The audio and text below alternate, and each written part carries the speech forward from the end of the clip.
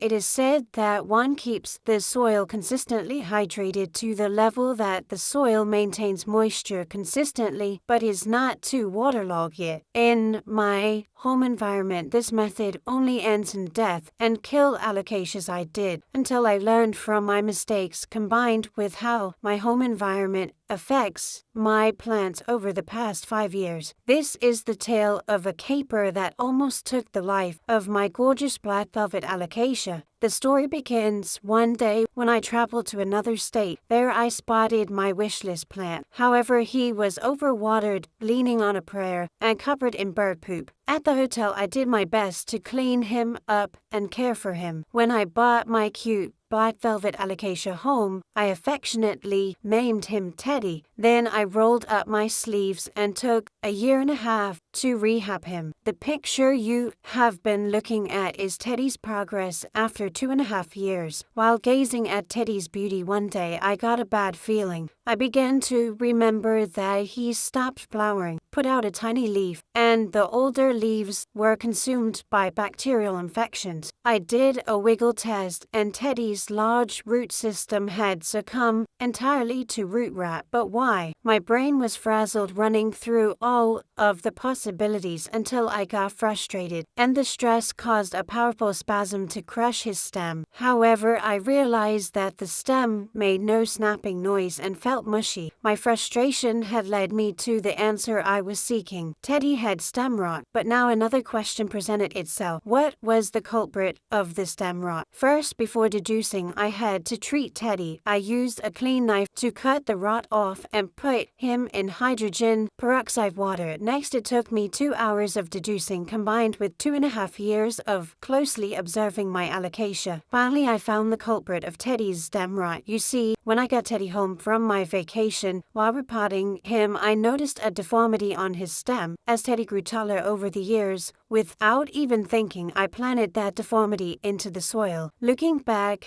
that was a wound that, at the hotel, working with limited supplies, I had washed bird poop into, which festered, causing the slow decay of the stem. Every day was a hard-fought battle to treat the infection. Eventually, when Teddy had a good root system again, I potted him up in a tiny pot that his roots take up most of the space. If I hadn't listened to the story Teddy was telling me, he would be dead today. Sometimes the most unexpected things happen when I just stop and watch my plants tell their side of the story. The story isn't just of beauty and triumph, it's also listening and observing, which can be hard, but both are acts of love that now bring these stories to you.